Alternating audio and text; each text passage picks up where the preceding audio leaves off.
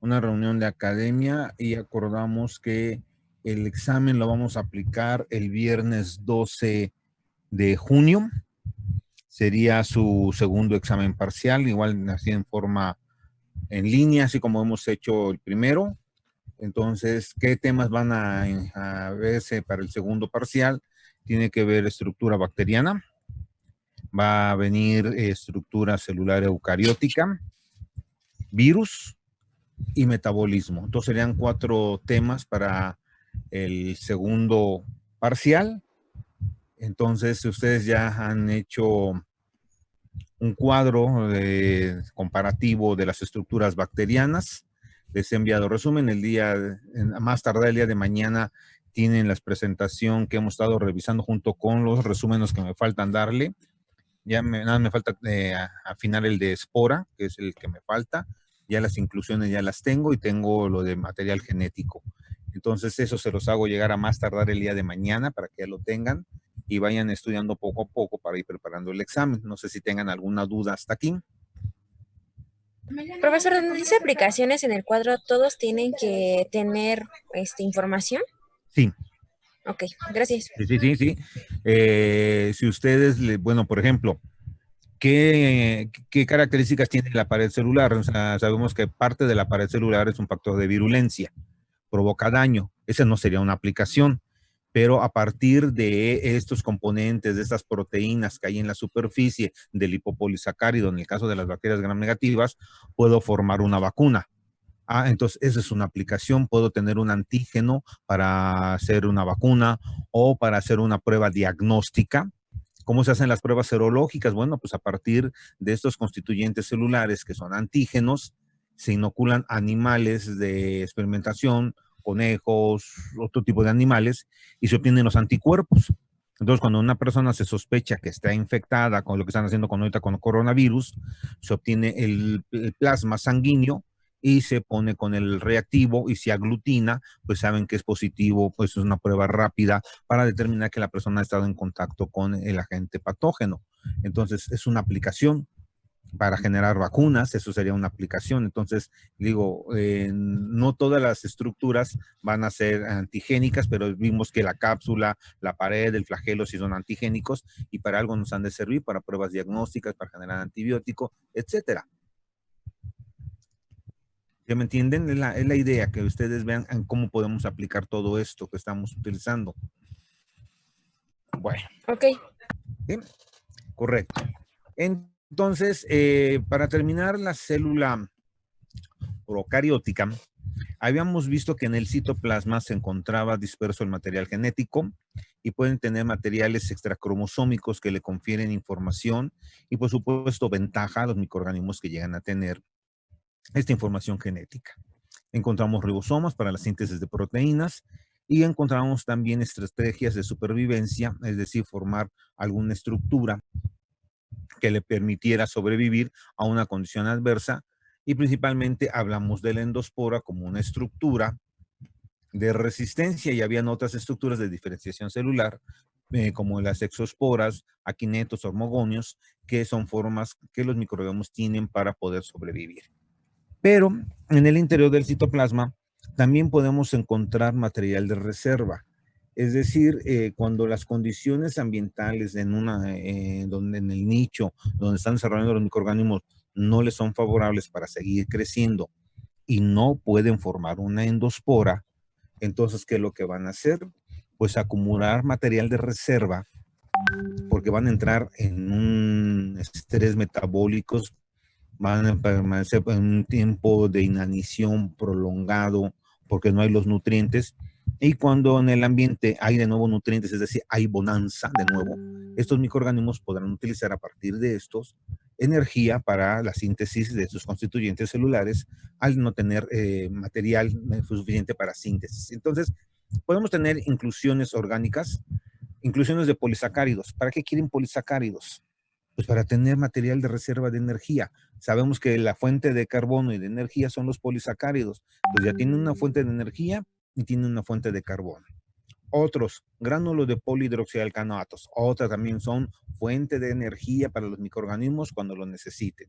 Inclusiones de hidrocarburos, pues imagínense, tener petróleo ahí adentro. Bueno, ahorita está muy despreciado el petróleo, pero en aquel tiempo, cuando valía mucho, pues para las bacterias era muy importante tener esos hidrocarburos. Gránulos de cianofisina, vamos a ver qué son estas cosas, y podemos encontrar inclusiones inorgánicas como polifosfato, azufre, etcétera.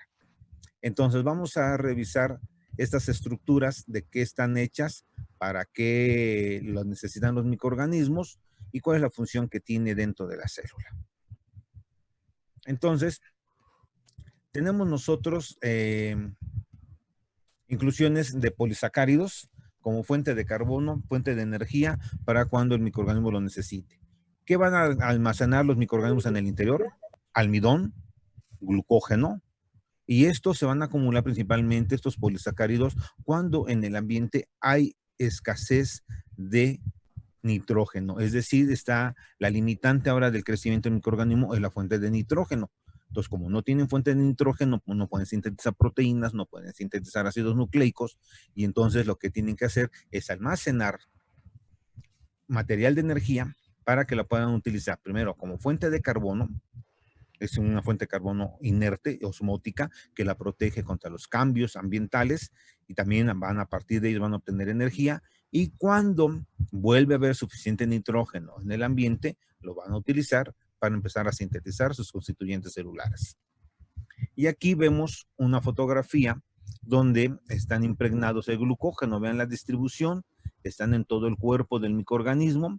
Por supuesto, son partículas muy pequeñas y eso solo se puede ver a través de microscopía electrónica.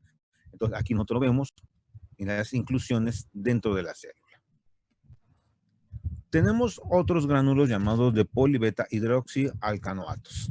Estos, uno de los que se descubrieron en primer lugar, fueron los gránulos de polibeta hidroxibutirato, de ácido butírico, que les comentábamos que la célula vegetativa la tiene cuando va a entrar al proceso de esporulación, porque a partir de esto va a obtener la energía para la síntesis de la estructura llamada endospora.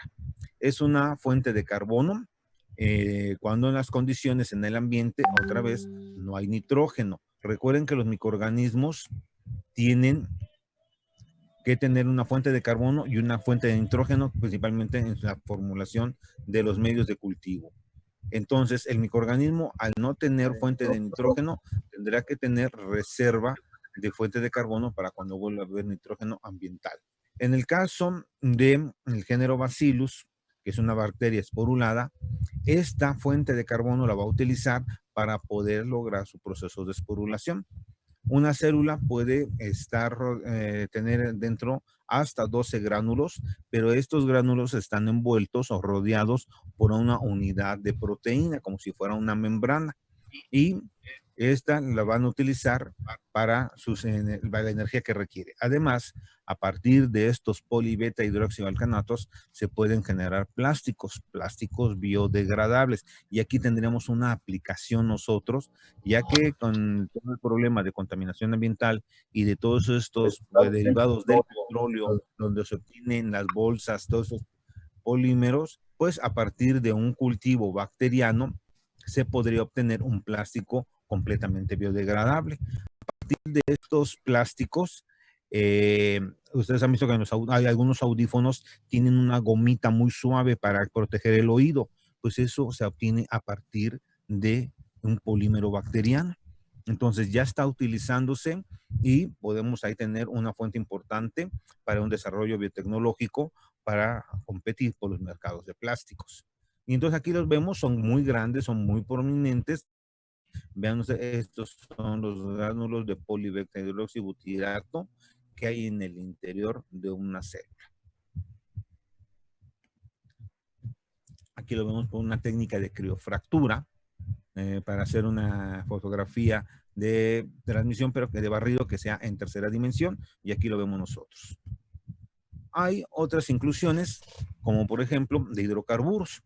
Estos microorganismos pues van a estar principalmente donde hay petróleo, donde hay escurrimientos de pozos petroleros, de barcos, o cuando hay derrames en el océano, donde puedan haber, ahí vamos a encontrar microorganismos, y esto lo van a acumular como fuente de carbono.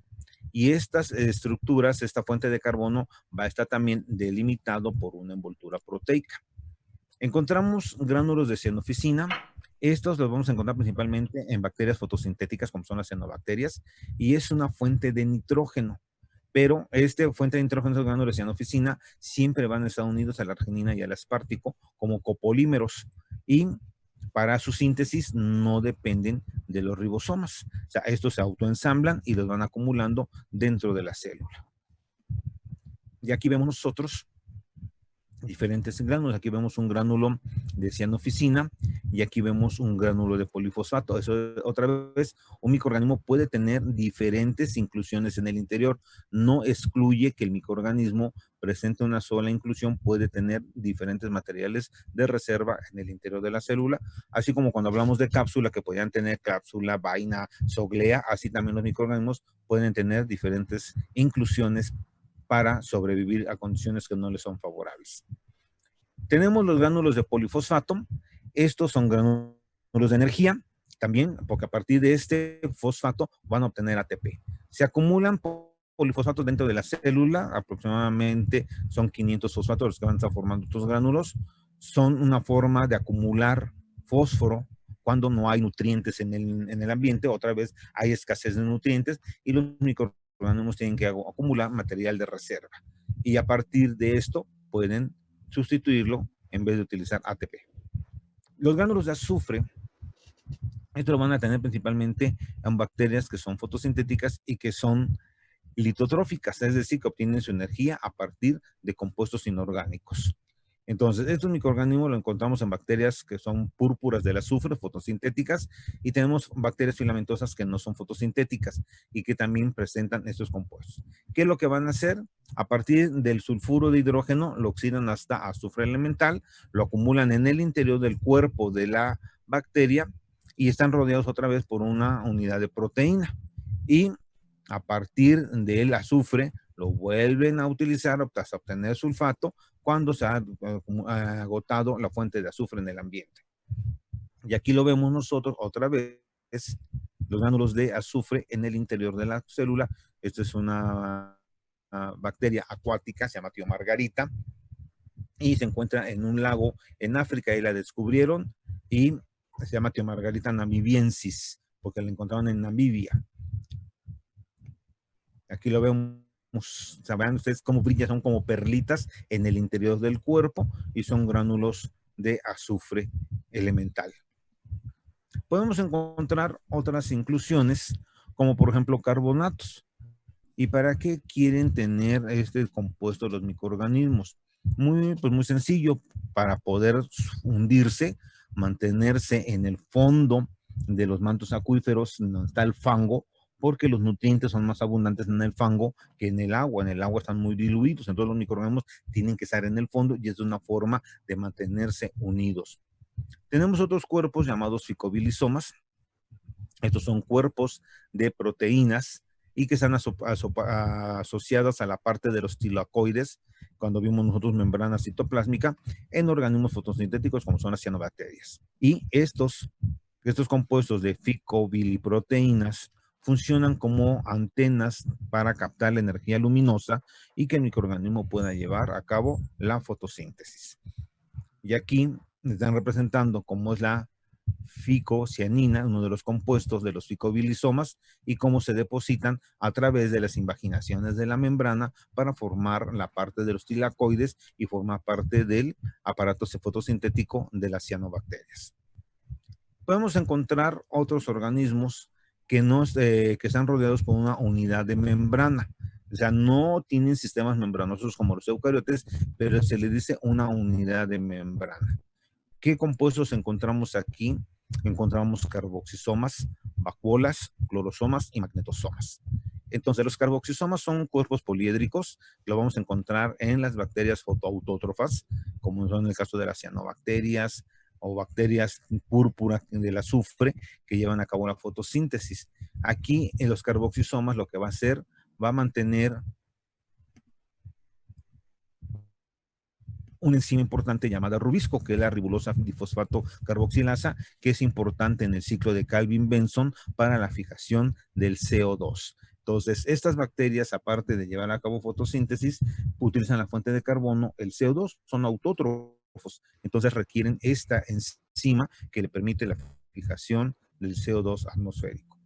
Aquí los vemos, aquí están los carboxisomas, aquí le están marcando los tilacoides, aquí le están marcando los ficobilisomas, para que vean cómo los microorganismos pueden tener diferentes inclusiones en el interior. Y aquí le están representando cómo es la enzima rubisco, y cómo vemos la función que tiene la enzima rubisco para la fijación del CO2. Tenemos vacuolas de gas. Estas son unas vacuolas refringentes y que no son más que flotadores para las bacterias. Están formadas por una serie de proteínas. Hay dos tipos de proteínas, la GBPA, que es la mayoritaria, y la GBPC, que es la minoritaria. A mí se me imagina esto como las balsas que le enseñan a uno en las películas cuando los náufragos agarran los troncos de los árboles y los amarran con lianas para poder salir de la isla cuando quedan en naufragios. Más o menos así se me imaginan. Son vesículas de un cilindro bicónico que lo que la función es mantener o llenarse de gas. Al llenarse de gas, estas flotan, llegan a la superficie del manto acuífero, hacen intercambio de gases, esta vacuola se colapsa, se contrae y se vuelve a hundir la bacteria hasta el fondo, hasta donde está el fango. En el interior vuelve a empezar a llenarla de gas, vuelve a subir y llega a la superficie, hace intercambio de gases y la función es flotar únicamente. Entonces, le digo, es como si fuera una balsa. Aquí vemos nosotros la proteína mayoritaria y la proteína minoritaria formando esta estructura. Aquí están las vacuolitas de gas. Le digo, la única función es flotar únicamente. No tiene otra función dentro de las células procarióticas. Aquí vemos una vesícula de gas, cómo están apiladas, como formando una pequeña balsa para que el microorganismo se pueda mantener a flote. Y aquí se ve cómo los microorganismos están flotando en un lago en Wisconsin. Vemos esto que se llama floración, así se le llama cuando aparecen en el manto acuífero, y los microorganismos están manteniéndose a flote para hacer intercambio de gases. Tenemos los clorosomas. Estas son estructuras oblongadas debajo de la membrana. Las podemos observar aquí, las estructuras. Están rodeadas por una monocapa de proteína y la función es tener pigmentos antena para captar la energía luminosa y llevar a cabo el proceso de fotosíntesis. Y llegamos a las últimas, que son magnetosomas. Estos magnetosomas están formados por magnetita y la función es orientar a las bacterias hacia el campo terrestre. Es decir, es como su brújula para orientarse hacia lo que nos puede diferenciar entre el polo norte y el polo sur. Lo presentan bacterias acuáticas. Estas bacterias acuáticas son flageladas, tienen movilidad, pueden ser aerobias o microaerofílicas y están formados por diversos cristales de magnetita que se van a depositar a todo lo largo del cuerpo de la bacteria. La función es, primero, orientarse al campo magnético terrestre y también permitir que los microorganismos se hundan, se mantengan adheridos hacia el fango donde están los nutrientes. Y aquí vemos, vean ustedes, aquí están los magnetosomas a lo largo del cuerpo. Estos magnetosomas pues no son exclusivos de organismos procariotes, también los eucariotes llegan a presentar unas estructuras parecidas a los magnetosomas y nosotros los tenemos en el cerebro para que mantengamos la verticalidad y aún cuando estamos en el cono sur del continente de la Tierra, pues no nos sentimos de cabeza, se orienta uno hacia el campo terrestre y esto nos lo dan los magnetosomas.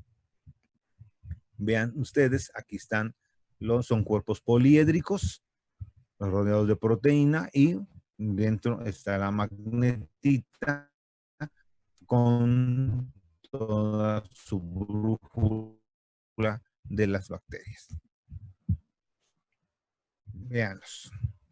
Y con esto terminaríamos la parte de célula más sencillos que hay en la naturaleza. Esos puntitos rojos y azules que vieron ustedes al microscopio, pues es todo esto lo que hemos estado discutiendo. Y el siguiente